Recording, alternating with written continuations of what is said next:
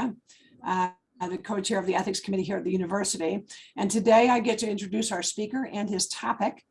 We're very pleased to have with us Dr. Brian Jackson. He's faculty at the Center for Bioethics and Humanities and co-chair of the Children's Ethics Committee. He is also a pediatric critical care physician. He's going to present to us today on brain death, the conundrums and controversies, updates on brain death. I personally know from my own experience what a tough topic to tackle that is, and I'm very much looking forward to it. Please put questions that you have into the chat. We will get to those at the end of his presentation. And I think with that, Dr. Jackson, the screen is yours. Thanks, Dr. Brega. Yeah. Let me just share my screen here. Perfect.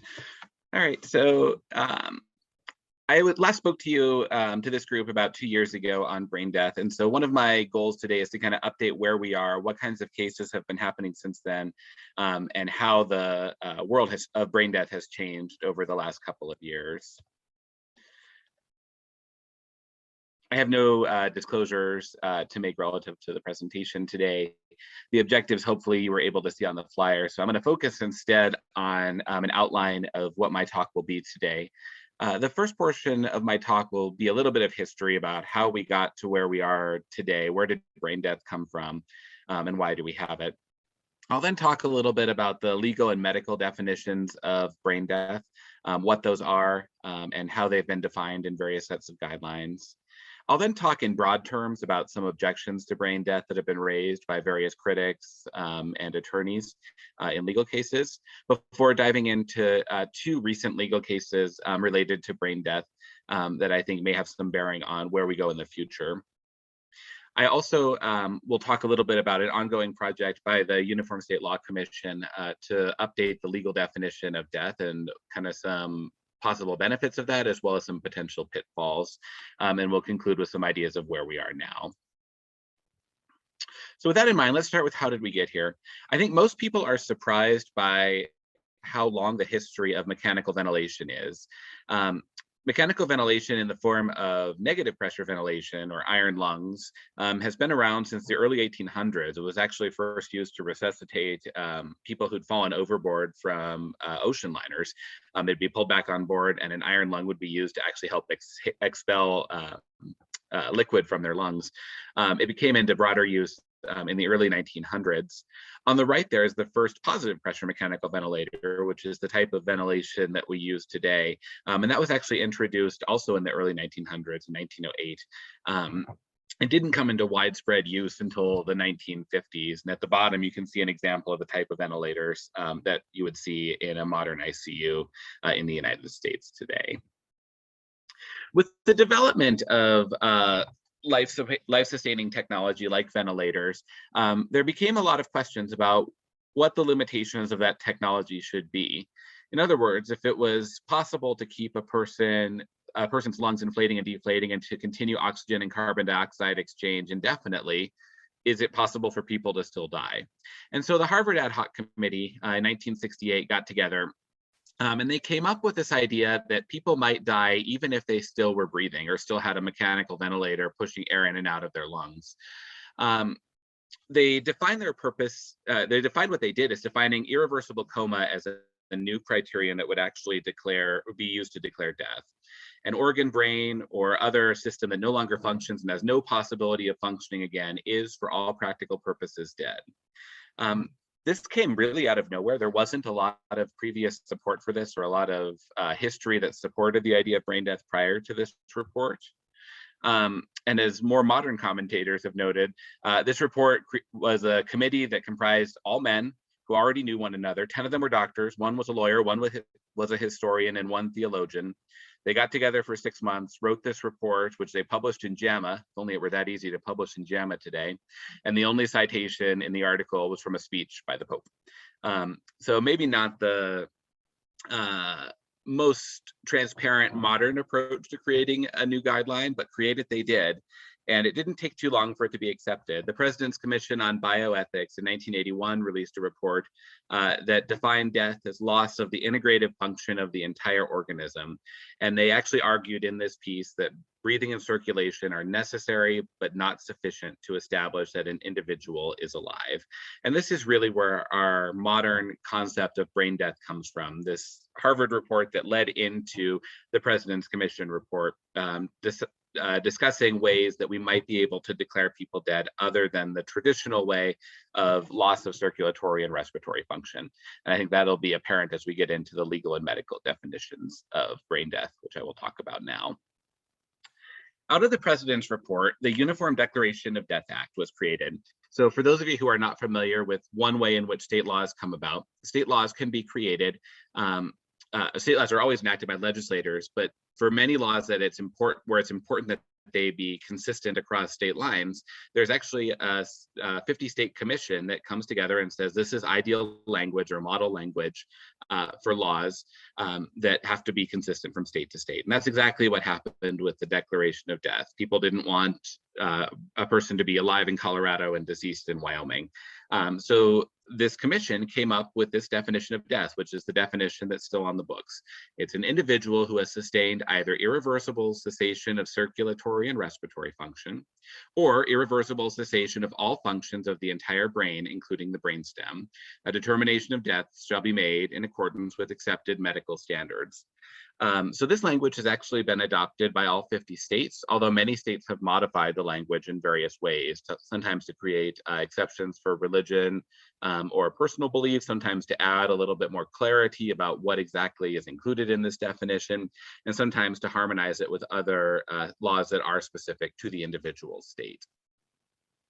I believe Oregon actually has modified this specifically to have a definition that includes fetuses as well. So that definition says accepted medical standards, but what are accepted medical standards? There are several that are out there, and they all have they're mostly the same with some notable exceptions. So these are the three biggest sets of guidelines that are out there.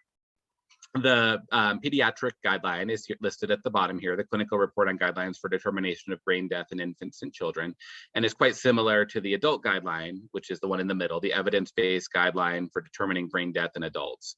Both of those are multi-society statements endorsed by various professional groups in neurology and pediatrics and critical care, radiology. All have come together and said these are the definitions that we think we should use. More recently, so in 2020, this top article actually was published in JAMA, and this is an effort to harmonize this definition internationally. So to take a look at all of the international guidelines that exist and what the differences in those guidelines are, and to try to come up with some common ground on how we might be able to define brain death across national boundaries. And that's what this paper does. Again, most of the things are quite similar, but there are places in the world, the UK, for example, that use different definitions of what brain death is. So the United Kingdom uses a definition of the brainstem dying rather than the entire brain. There are other countries where brain death is not recognized at all. And there are variations in who is allowed to determine brain death, how exactly the brain death examination should be done, how many exams there should be, and whether there should be any form of a waiting period in between exams. So while accepted medical standards is what's in the legal definition, it certainly does vary a little bit across international boundaries. Having said that, what I'd like to do next is to go through what exactly is included in a determination of brain death across all of these guidelines. So I'm going to go through each of these in a little bit more detail, but picture what you're doing when you're determining brain death is to first ensure that certain prerequisites are met. Second, you do a clinical exam. Third, you do an apnea test. Fourth, potentially you repeat depending on the patient. Fifth, you potentially do ancillary testing, again, depending on the patient. And finally, the determination of death is made. Let's talk about each of those in a little bit more detail. In terms of prerequisites, the reason that we have prerequisites for determining brain death is to avoid confounding our testing with potentially reversible causes. We've described that brain death is the irreversible cessation of function of the entire brain. And if you have something that's reversible, that would obviously not be consistent with brain death. The prerequisites also ensure that sufficient time has passed to ensure stability. So typically brain death exams are not done for the first 24 hours after the initial brain insult, whether that's a cardiac arrest or whether that's whatever other insult may have occurred. Common items on the list of prerequisites include screening for toxins and medications. So if there are medications in the patient's system that may cause them to not be as responsive to the neurologic testing that's being done, like opiates or barbiturates, commonly paralytics, benzodiazepines, et cetera, those would interfere with testing. Ensuring that temperature has returned to normal if the patient was cold at the time of their resuscitation or was therapeutically cooled as a result of their cardiac arrest. Oxygenation, so to ensure that they don't have severe lung disease that's making them hypoxic and might interfere with their brain function and could potentially be reversible. That they have stable hemodynamics, stable acid-base status, stable electrolytes.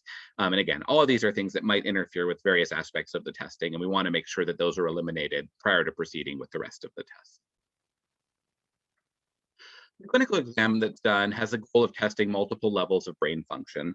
So on the higher function end, first of all, you have to be able to document that there's a reason that the patient is in a coma. And that does not need to be a specific underlying disease, but it does need to be that the patient had a cardiac arrest or has an intracranial hemorrhage or had a stroke, an ischemic stroke, some reason that they're in a coma that would be consistent with a neurologic insult. Second, they can't respond to painful stimulation, which is typically checked throughout the body to ensure that they don't have the ability to respond to pain. Third, they must have tone that's low, so they can't be hypertonic like many of our patients with cerebral palsy or other neurologic diseases. The higher function is generally not a place where there's a lot of controversy. Most folks who have proceeded to brain death testing will have had their higher function tested numerous times over the course of their hospitalization, and there usually aren't surprises there. Where there can be surprises is in brainstem testing. So there are various techniques, which I'm not going to go through in detail for this audience, although if you have questions about it, certainly feel free to shoot me an email afterwards. But brainstem testing allows you to check cranial nerves 2 through 12 to ensure that there's no function of any of those. Those are fairly basic, primitive portions of the brain, and so their function is often preserved even after higher brain function is lost.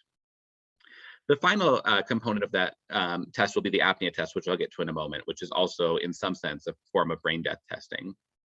I would just note at this point, and we'll come back to discuss this in further detail later, that there are some portions of brain function that can be difficult or impossible to test because we don't have a good way of assessing whether a person has brain function when they're in a coma in particular areas of the brain. We'll come back to that as we go on. After the clinical brain death test, the next clinical brain death exam, the next component of brain death testing is the apnea test. This is the part that people are often most familiar with. And the reason for this test is to ensure that there's no brainstem effort that would cause the patient to breathe. So breathing is typically controlled by areas within the brainstem. Brainstem sends signals to your respiratory muscles that trigger you to breathe. Apnea test is done as the final clinical component of brain death testing. And the reason for that is it's the highest risk portion of the brain death testing procedure. It can cause hypoxemia. It does cause high levels of carbon dioxide in the brain, which can be dangerous to an already injured brain if that brain is still alive. It can also cause hemodynamic instability and can, in rare cases, even cause cardiac arrest. And that is why it is done as the final component of testing. During the apnea test, the patient is disconnected from the ventilator and observed for several minutes looking for respiratory effort of any kind. The reason for that is that if a patient is not breathing, they should accumulate chemicals in their blood, either acid or carbon dioxide, that would trigger them to try to breathe to get rid of that carbon dioxide or acid. If that does not do so, that implies that the brainstem is not able to appropriately trigger the rest of the body to breathe, and that would be consistent with brain death. Guidelines vary on whether a single apnea test is sufficient or whether 2 apnea tests are required, and that's typically based on age rather than any other feature of the patient. The next step is potentially repeat the exam. So pediatric guidelines require 2 tests separated in time by either 12 or 24 hours, depending on the age of the patient. Some hospital guidelines in the United States for adults require 2 tests as well. National guidelines in the United States do not require tooth tests for adults. There are some international standards in other countries that do require tooth tests for adults as well. So this is a place that will vary depending on where exactly you are. Another questionable component are ancillary tests. Ancillary tests are non-clinical tests, so typically radiographic or electrographic tests that look for function of the brain or perfusion of blood to the brain. These are not done routinely, but they are done if either a portion of the exam cannot be completed. So that could happen if an apnea test resulted in hemodynamic instability for a patient and was aborted, or if a patient has a ruptured tympanic membrane and you can't inject cold water into their ear to check certain cranial nerves, or a patient is in a C-collar and you can't do portions of the testing because you can't manipulate the patient sufficiently. So if portions of the exam cannot be completed, or if there are questions about the validity. So a common question is if a patient has a spinal reflex, meaning that in response to painful stimulation, they have a reflex to move away from that painful stimulus, but that's mediated by the spine rather than by the brain or by the spinal nerves. And if that's the case, there may be questions about whether that was truly a spinal reflex or whether there was any brain component to that reflex, and an ancillary test can be used to help confirm that there's no brain activity.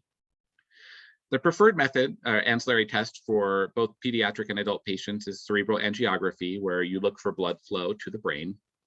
And that's done as both an immediate test of blood flow as well as a delayed period where you ensure that no blood has trickled in over time. Other options include EEG, which is used in adults and pediatrics, transcranial Doppler, which is used for adults only, and cerebral scintigraphy, which is used for adults only. All of these are additional tests that can confirm the diagnosis of brain death. Once the diagnosis is confirmed, death is declared. Death is declared at the conclusion of basically the last thing that you did as part of your brain death testing. So that could be at the conclusion of a first exam for adults, at the conclusion of a second exam for children, or at the conclusion of an ancillary test if an ancillary test is required. That would be the time of death that the physician would record on the death certificate. After that time of death, no further treatment is required per the guidelines that exist, but most hospitals do allow a period of time for families to be with the patient prior to stopping mechanical ventilation and any other treatments that that patient is receiving. There is not a specific time frame that's listed to withdraw the ventilator. One of the guidelines recommends up to 24 hours except in extraordinary circumstances, but none of them have a firm time frame in which the ventilator must be withdrawn. So that's an overview of the current method for determining brain death. Having gone through that, I'd now like to go through in broad terms some objections to brain death that have been raised by various critics and commentators. And I do these in general categories. So the first general category of objection is objection to testing in and of itself. So patients or their proxies in general have the right to refuse unwanted medical care. We know that's true across the board. If a patient who has capacity and is an adult arrives to a hospital and says, "Don't treat me," we cannot treat that patient. They have the right to refuse. Brain death testing could be unwanted medical care for some patients if they either don't believe in brain death or don't want death to be declared for whatever reason they may come up with. That may be care that they choose not to receive, or in the case of brain death testing, their proxy chooses not to receive for them. And therefore, potentially proxies could decline consent for brain death testing. So an example of this is this little girl named Miranda Lawson, who had a tragic, all these stories are extremely tragic. She choked on a popcorn kernel in Virginia, was hospitalized at a children's hospital there. Her parents went to a judge saying, "Please don't allow them to do brain death testing on our daughter." And the judge agreed that they had the right to refuse consent for brain death testing. Similar cases have occurred in Montana, closer to home. In both cases, the patients had cardiac arrest prior to definitive court rulings from the highest courts in those states. But this is certainly a increasingly frequent objection that folks raise, because it's one of the easiest to understand, and one, it doesn't result, it's done before a patient is actually declared dead, and so judges feel like they have more discretion to allow or forbid the testing to occur. So this is something that we're seeing more and more across the country. A second category of objection is objection to the definition, the irreversible component of the definition. So this line of reasoning says, how do we know that changes in the brain are not reversible? We know that patients improve and deteriorate in other disorders of consciousness, so why should we think that brain death is any different? Or alternatively, technology is advancing, so why can't we wait to see what new therapeutics will be developed? So this example is a little boy from California who had a severe asthma attack, again, had a cardiac arrest, was declared brain dead at UC Davis near Sacramento. And his parents actually, their argument to the judge was, we want to take him to Guatemala, where an experimental stem cell treatment might fix his brain. And in the end, the judge actually agreed and allowed them to transfer this young man to Guatemala. Interestingly, he actually came back to the United States a few months later in Los Angeles, where a judge there declared that, or decided that his previous brain death declaration was still valid and that the hospital he was in had no obligation to continue to treat him. And he did not have any appreciable neurologic recovery that his physicians could identify. His heart did stop after the ventilator was removed. I just here, this is Dr. Bob Krug, who's in at the Children's Hospital in Boston and the director of their ethics center, talks a lot about changes in consciousness. And we know that people move back and forth above this alive deadline all the time, right? Like people move from a persistent vegetative state to a severe cognitive disability and vice versa fairly regularly. They can move up and down on this spectrum. We say, though, that it's impossible to cross this bright line between totally unresponsive in a brain dead state and to make it to a persistent vegetative state. And there's no particular reason to believe that that would be true. That's an arbitrary line that we've drawn in the sand, and it would not surprise me or Dr. Krug, I don't think, if at some point a patient is described as crossing that line. To date, that hasn't been reported, at least in any reputable source. But I think that it's only a matter of time until a patient who is appropriately diagnosed with brain death does something that would move them out of the brain death category and into a PPS category. A second example of this is a physician named Alan Schumann, who has kept a catalog of brain death patients. This article had 175. His list is now well over 300 cases of patients who have been declared brain dead following all the appropriate criteria, many of whom have been able to discharge home or to chronic care facilities on ventilators, and the longest of whom has continued to have a heartbeat for more than 20 years following their declaration of brain death. Just to illustrate that a declaration of brain death does not necessarily result in the immediate deterioration of the person's body, and that many of these people can continue to have some degree of physiologic functioning for years after that declaration is made. Next objection I'll talk about is objection to this entire brain standard. So you'll recall that the legal definition is all functions of the entire brain, including the brainstem. But medical standards don't actually test the entire brain, right? We know that patients who are declared brain dead can actually have preserved hypothalamic pituitary axis function. They can have regular menses, they can have growth. We can also have brain dead patients who do not have diabetes insipidus, which is a pituitary function commonly thought of as part of the brain. And if that's the case, how are we able to declare patients brain dead, saying their entire brain is dead, when we know full well and good that parts of it are not? So the example I'll use here is one I've talked about with this group before, Jahai McMath, the 13-year-old who had a cardiac arrest after a tonsillectomy in California, long court battle, after which she was eventually transferred to a hospital in New Jersey. But I think what's interesting is that while she was in that hospital in New Jersey, she was documented as having regular menses monthly. She was documented as growing appropriately. She controlled her urine appropriately, all of which potentially or should require some degree of intact brain function, even if it's not the portions that are tested as part of brain death testing.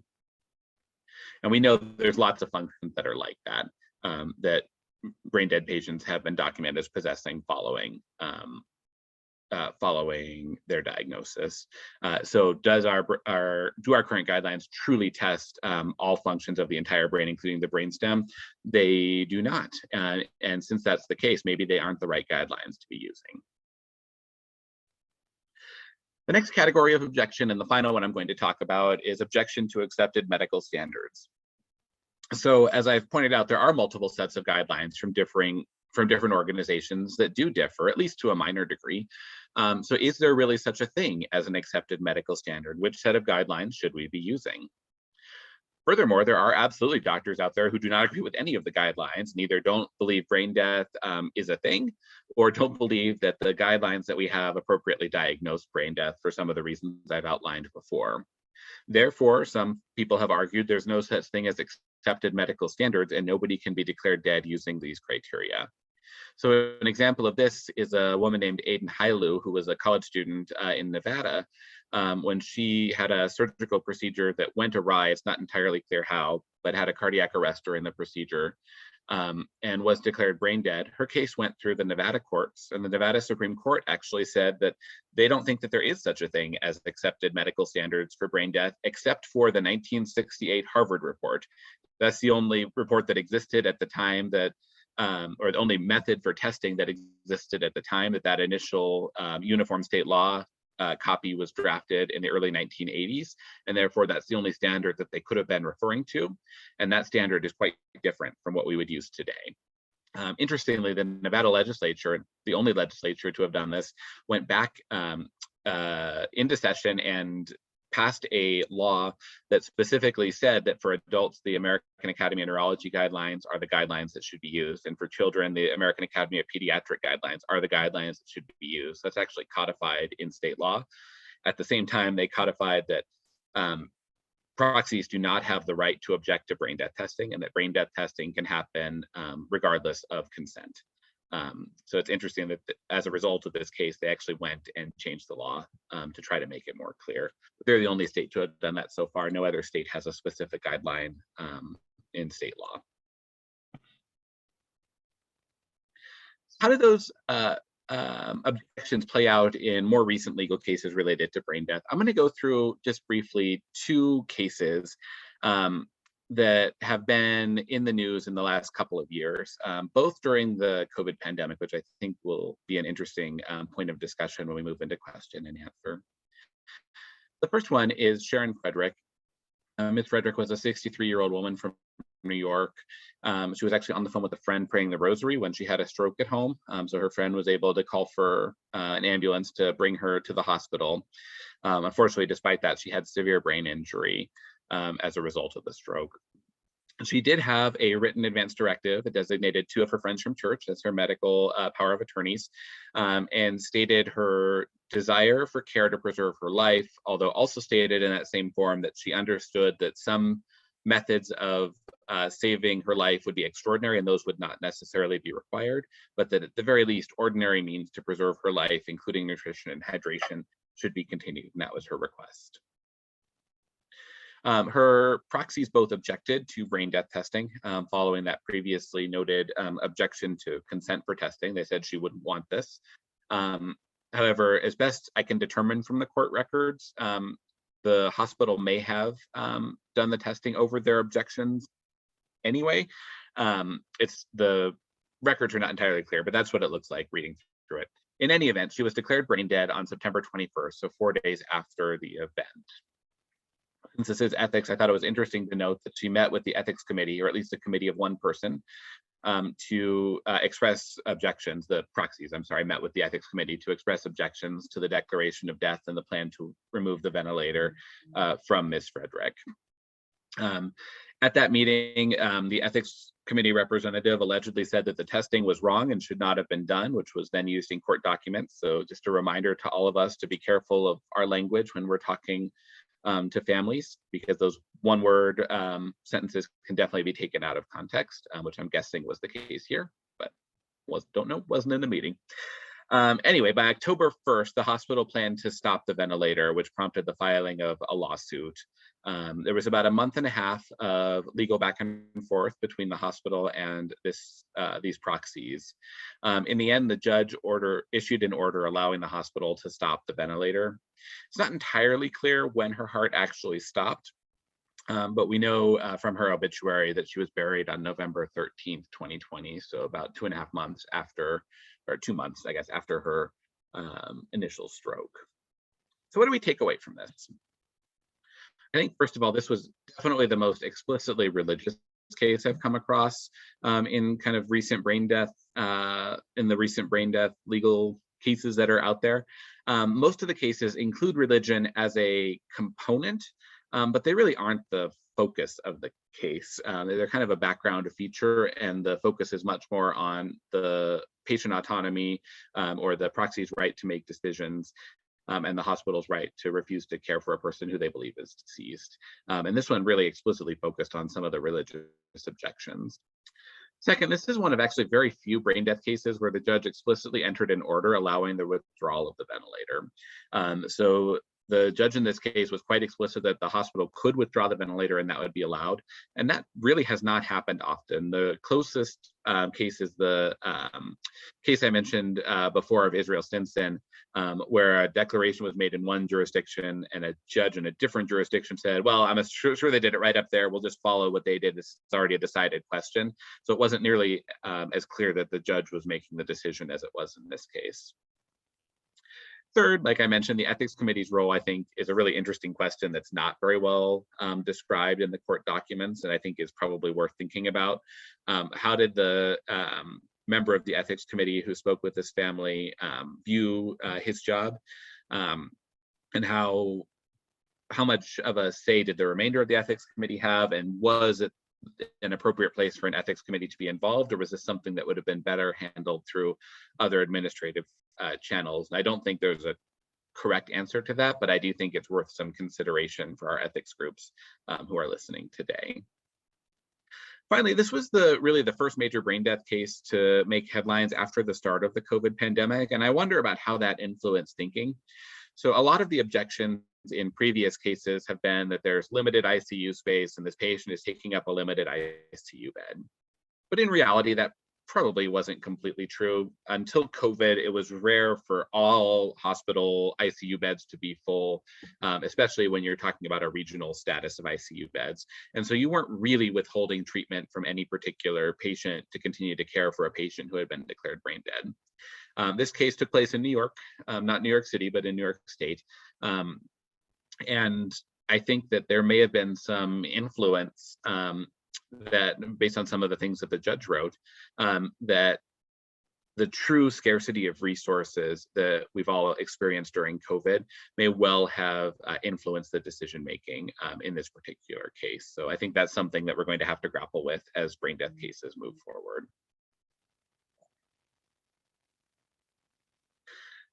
The other case I wanted to talk about is the case of Nick Torres. This is a 10-month-old little boy, a very tragic story. His older teenage sibling was caring for him. He vomited, went to wash him in the bathtub, left him in the bathtub, not knowing any better, and then he drowned in the bathtub. He was actually treated at 2 different locations of Texas Children's. The reason for that is that the first hospital he was cared for actually began brain death testing and found findings consistent with brain death. He was then transferred to kind of their main campus, for lack of a better term, their central location, where at the parents' request, because they didn't believe the doctors at the initial hospital had done the testing correctly. Second hospital also confirmed that he did have brain death. Parents filed a lawsuit objecting to withdrawing the ventilator. There were multiple attempts to transfer this patient to other hospitals in Texas, all of whom refused to accept him, saying that they had nothing further they could offer him, that he had been declared dead, and that they did not accept deceased patients to their institutions. What I think one of the things that was interesting about this case was that several legal arguments were based on TADA, or the Texas Advanced Directives Act. So surprisingly, Texas is actually is the only state that has codified a system for patients and physicians or hospitals to resolve disagreements when the patient requests a treatment that the hospital doesn't or the physician doesn't think is indicated. And so the act actually is modeled on a multi-society consensus statement about how to handle those requests, seeking second opinions, seeking attempts to transfer to another facility that might be willing to provide those treatments. And so what was argued in this case was that the hospital did not follow that process and instead declared the patient to be deceased, and that the hospital was obligated to follow this full process, which can take a significant period of time. So I think that's an interesting tack that I had not seen previously and probably is unique to Texas. This was another case where the courts, both state and federal, eventually allowed the hospital to remove the ventilator. The family actually found a independent physician who was willing to bring him home. And as best I can tell, he was extubated at home, and then his heart stopped at home shortly after he was brought there. But it was important to the family that he come home, and Texas Children's and this external physician were able to make that happen for the family. So some of the issues, like I mentioned, I think the Advanced Directives Act and that non-beneficial treatment process going up against the Declaration of Death Act was a really interesting component of this case. There has been some discussion in the literature that brain death is really just an extreme form of non-beneficial treatment, and that's how we should categorize it, so that rather than being a completely separate class, when a person is declared brain dead, that's really just the extreme of nothing we do will help this person, and therefore we shouldn't have to provide any further treatment, but that would still require a significant due process to allow the parents to express, or a proxy to express, their views. I think a second issue raised by this is internal versus external consultation. So this patient was transferred within the Texas Children's Hospital system, and there was no real external consultation with the expert from any other hospital system in Houston. So I think that's a question that may be worth some discussion about whether when brain death declarations are disputed by a patient's family, whether there should be a requirement that external consultation occur. And then reasonable accommodation is something that often comes up in these cases. That's because in New York, their adaptation of the Declaration of Death Act includes a statement that reasonable accommodation for people's religious beliefs should be taken into account, and then does nothing to define what that means. But this might be an example of something like that, where this patient was able to be discharged to home and then have the ventilator withdrawn at home. And what exactly do we mean by reasonable accommodation, and how far does the hospital have to stretch to allow those sorts of accommodations to occur? One other point in terms of recent cases I would just mention is that there has been much more international discussion of brain death. So there are 3 cases here from the United Kingdom, one from Australia, all of which were decided in favor of the hospital or physician's ability to withdraw mechanical ventilation or whatever other medical treatment a patient was receiving after being declared brain dead. I think one of the interesting things about the international cases is that they all seem to be resolved much more quickly than they are here in the US. So the legal systems in at least the UK and Australia seem much more willing to basically accept doctor's word for it, that the patient is deceased and that there's nothing else that can be done to change that, than judges in the US who seem more open to the idea that maybe the doctor who declared death doesn't know everything, and there could be other alternatives.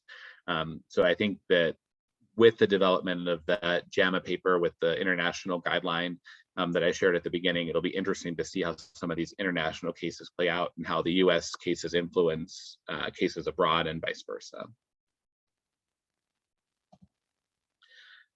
All right, so the last piece I just have a couple slides on. I wanted to talk about the legal definition of death and the potential that that definition could actually change. So in 2020, the Uniform Law Commission, which is that group that attempts to harmonize state laws for important issues, created a study commission to examine whether the Declaration of Death Act needs to be changed. That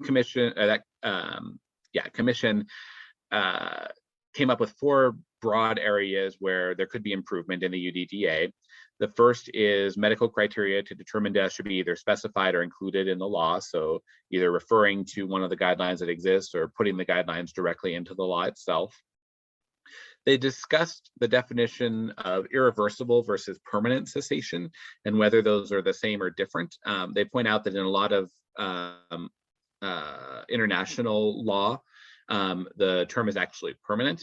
The reason that that might matter is that there's some thought that perhaps irreversible means that it is not possible to reverse it, whereas permanent means that it will not be reversed. That's probably more applicable to cardiac death. but may have some applicability to brain death as well. The reason it's applicable to cardiac death is if you have a patient whose heart has stopped, but you could potentially put them on ECMO or continue to shock them, is that truly irreversible? Or is that permanent because we have decided we are not doing those things and therefore they will not resuscitate? Sorry, that should say brain region specified. I'm not trying to name myself there. So there is some inconsistency internationally on which portion of the brain, whether it's brainstem only or entire brain, and that maybe that should be something that should be reevaluated.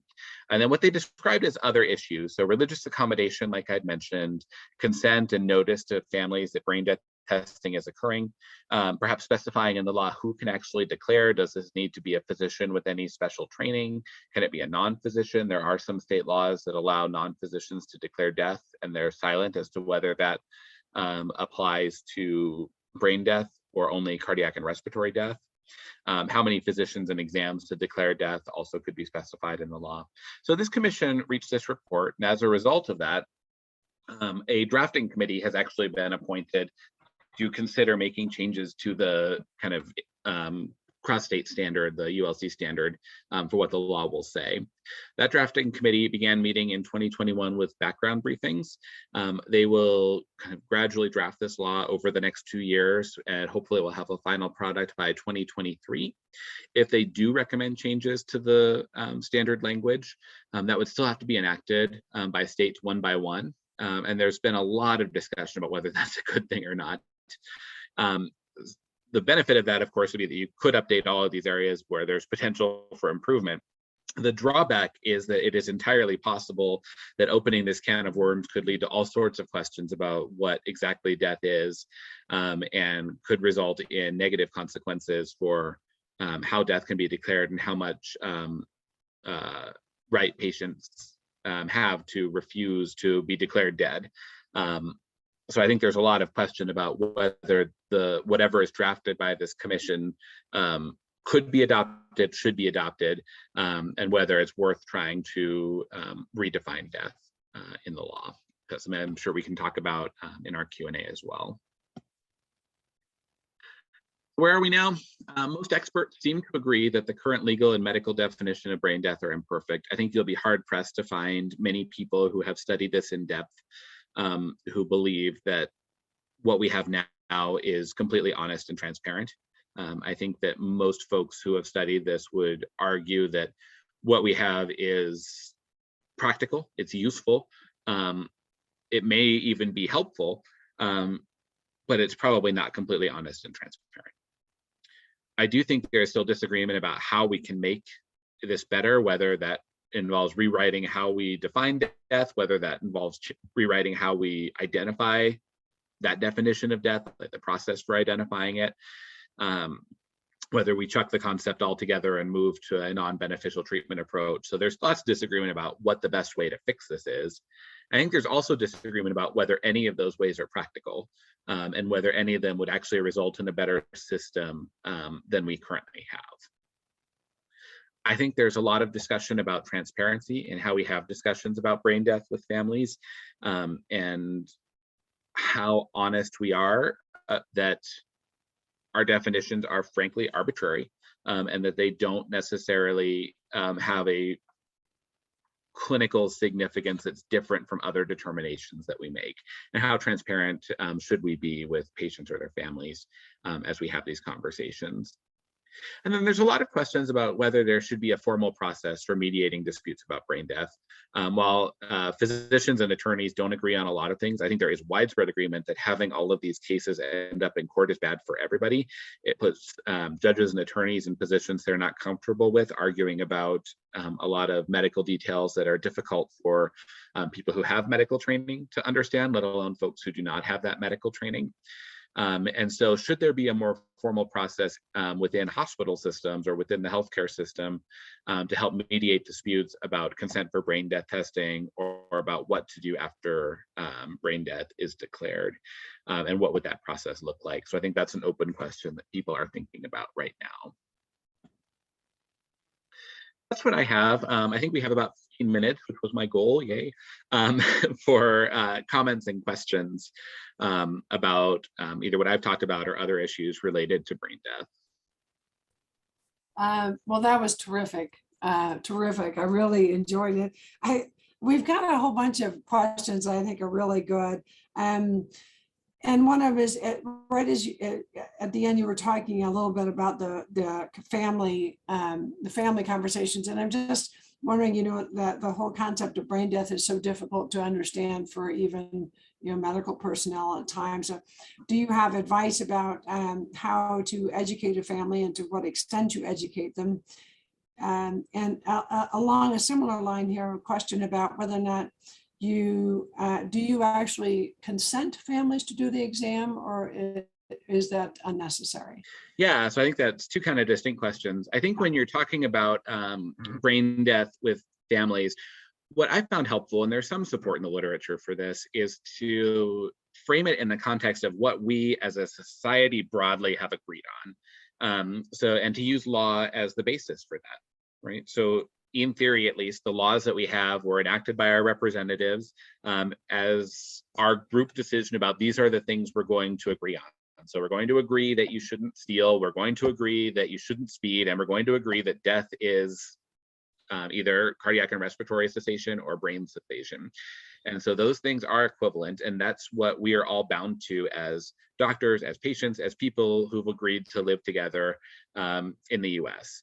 And so when I think it's framed in that way, it takes the onus off of, this is not me as a physician saying, I get to decide what brain death. This is what we've all agreed death is. And death is one of two things, according to that definition. It's loss of cardiac and respiratory function, or it's loss of brain function. We know that your son, daughter, husband, wife, whomever, still has cardiac function because we see their heart beating, but we're concerned that they no longer have brain function and that that's not going to come back. And so we have a specific set of tests that we use to help make that determination. Those tests are blah, blah, blah, blah, blah, and to go from there.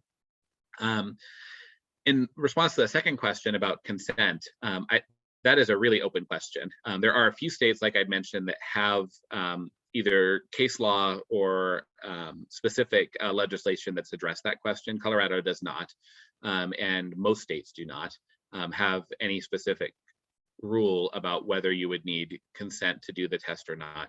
The reason you would need consent, and it might be different than feeling for a pulse in a patient who has a cardiac arrest, is that there is actually risk associated and significant risk associated with the testing. It's not common, but there are patients who have cardiac arrest and have a cardiac death as a result of brain death testing. So it is possible for that apnea test to result in cardiac death. It's also possible for the apnea test to result in worsening of the brain injury that occurred. So one of the worst things that can happen is you do an apnea test, you find out that the patient does have respiratory drive, and so is not consistent with brain death. But as a result of the apnea testing, you've worsened their brain injury, which was nobody's goal and was certainly against the patient or family's wishes in at least some cases. So that would be the reason that it might be different than cardiac testing. Having said that, there are definitely a lot of ethicists and legal people who argue that there should not be a consent requirement, and that there should be an implied consent for brain death testing for everybody in the same way that there's implied consent for cardiorespiratory death testing for everybody.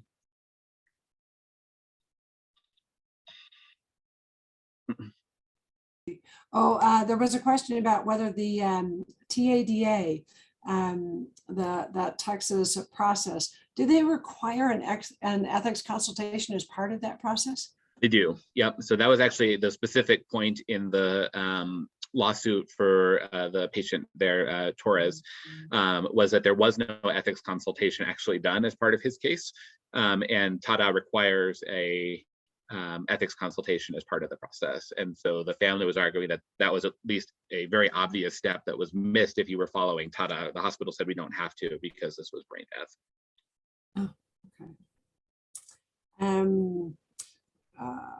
Casey was pointing out that the brain death diagnosis has certainly saved a number of lives through donation. Do you have any comments about how this relates to donor status? Absolutely. So this is a really common theme that's brought up in almost every lawsuit, is the perception by families that the reason that brain death is being declared is to allow for the retrieval of organs. And so I think as a clinician, that's not the case. Like that we as clinicians are not concerned about whether a patient or a family chooses for their loved one to become an organ donor or not. That's not our focus. Our focus is on the patient in front of us. And that our big concern is that we don't want to provide treatment to a patient who won't benefit from it, because that's violates dignity, it violates professional integrity, and a variety of other values that we hold. Having said that, it is certainly a widespread perception, I think, in the public and among a lot of patients, that that is what we are in it for, that we are in it to create as many organs as possible so that other people will live, and that we're using the loved one of the family as a means to an end. And so I think that there does need to be a lot of work from our end as clinicians to help explain why we're doing the things that we're doing, why we're interested in brain death, and that this would be exactly the same conversation we would be having whether that family was interested in organ donation or not.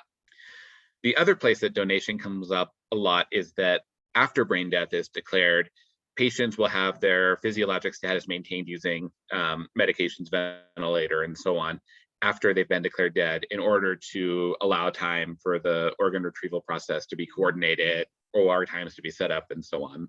And so what families will often hear from that is that they're only keeping this person on a ventilator to save their organs. They don't care about them anymore, which is true, in that we are keeping them on a ventilator in order to preserve their organs. What they also hear is that if we choose not to donate, they're going to stop the ventilator, which is also true. But the perception then becomes that the reason that you're doing any of this is just to get the organs. And so, again, I think that's something that we have to do our very best to correct that misperception by our families. Another great question about, would someone who is registered as a donor have given implied consent for brain death exams? It's an interesting question. I don't think anybody's ever tested that. Yeah. It's not something that we would think of, I would think about routinely, but I think that's something that could be considered going forward. Mm-hmm. Let's see, my goodness, there's a lot of good questions. Do you think there is an ethical expectation to perform a brain death exam if there are signs of brain death? Yeah, so there are definitely people who have argued that. There are definitely legal and ethical scholars who argue exactly that if you believe there is brain death, you are obligated to look for it, you are obligated to test for it, and you're obligated to diagnose it in the same way you're obligated to look for cardiac arrest and diagnose it, treat it if possible, and if not, declare death. Mm-hmm. I don't think that that's as widely held a perception as you might think. I think that there are actually a fair number of people out there in academic circles as well as practicing clinicians who think that there's no obligation to test for it. And if you don't test for it, you avoid a lot of the stickiness, or you're only obligated to test for it if the family requests it or thinks it would help their decision making. Let's see, is there, so if there is legal and physiologic disagreement about brain death, should there be a pause in organ donation? Consent as donation after, like consent as donation after cardiac death. So this would be based on dead donor rule. Yeah, so I think that there's a couple arguments here. I think that there is, so Bob Trug, who I mentioned before, makes the case that when we talk about organ donation and we talk about brain death in particular, that we're creating a legal fiction. We're basically saying that we can treat that patient as dead, even though they may still have some degree of functioning that would be consistent with life. And he analogizes that to other things that we call legally something. So a person who is legally blind may not be fully blind, but the law treats them as though they're blind. And that could we treat brain death the same way? Could we say that, you know, this patient may or may not meet every physiologic definition of death, but legally we can treat them as dead because we're making no effort to resuscitate them. The family agrees, they wanted to donate organs, that seems okay for everybody. So I think that's one approach that we could potentially use. I think that in situations where there's no conflict and where the family accepts a definition of brain death, the law accepts a definition of brain death, it's still on the books right now, professional societies accept a definition of brain death. To me, that doesn't seem like there should be a we shouldn't stop accepting those patients as organ donors. I do think that when there's conflict, so when the family is saying we don't agree with this definition and would really feel more comfortable taking a different approach, so that should be considered. And the other thing I'll just mention is that one of the issues with donation after cardiac death or circulatory death is the term that the most recent set of guidelines has used. Generally does not result in viable hearts. And so if it's important to a family to donate their loved one's heart, that's very difficult to do with donation after circulatory death and really requires a brain death declaration. Can you speak to whether or not there's data that shows any differences in brain death exams or timing of exams in patients of different racial backgrounds or religious backgrounds? I wish that data existed. It does not. I will say that nearly all of the, to the best of my knowledge, all of the cases that have been in headlines, have made legal proceedings, have been children and or women and or people of color, at least one of those three categories. So all populations that have been historically disadvantaged or marginalized in some way. And that there has not, to the best of my knowledge, been a white man that has been in a prominent legal case related to brain death. So I do think that there are absolutely equity issues in how we determine brain death and then how we take that determination and implement that determination in our practice. So I think that there's a lot of work to be done there, but it hasn't been done to this point. Yeah, related question here is how do we address the inherent mistrust that many minority communities have for the medical community? How does that affect the approach to brain death exams? Yeah, and I think that's a lot of those cases that end up in court. And I don't know if that's because of pre-existing mistrust or if that's because of ongoing differences in how we treat patients and families. It's probably a combination of both would be my guess. I think one of the notable things in the Jahi McMath case is that there was an effort, the family was African-American, and there was an effort to identify a Black intensivist as their primary intensivist during that whole situation, and that really backfired. The family felt that they were being marginalized, they were being treated as different than other families because of that decision. So I don't think that decision was made with ill intent at all. I think it was made with the best of intentions, but I think it certainly impacted the way that the family perceived the hospital, and I think it escalated the tension that existed.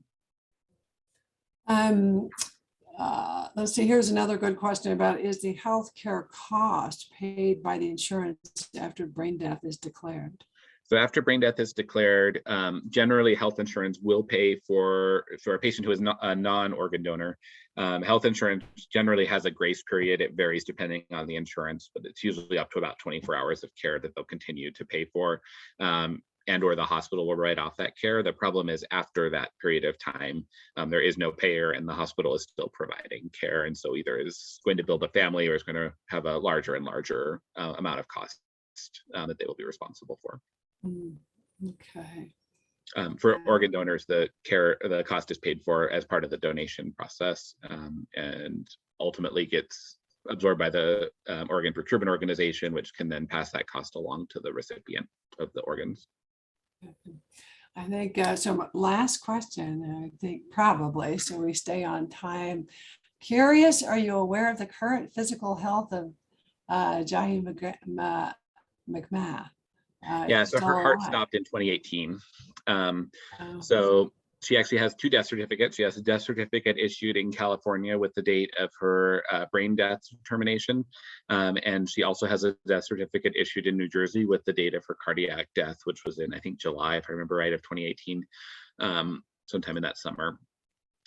She actually died of liver failure. It's not really clear to anybody why she had liver failure, but that was her ultimate outcome. And she died after having been in an apartment in New Jersey for several years, so able to be with a trach and a ventilator at home. Well, let me see. I'm going to want to be respectful of everybody's time. This was a wonderful presentation, some really great questions and discussion. So thank you very much. I really appreciate you presenting this. I do want to make sure before we get off today to make sure everyone knows about our next grand rounds coming up is going to be Thursday, February 10th. And that's Kristen Fafari, and she will be presenting on another great topic, which is physician proxies. So hope everyone can join us then. Otherwise, have a great day, and thank you so much for coming. Thanks for having me, and I'll plug Dr. Fafari as well. Her talks are great. I agree.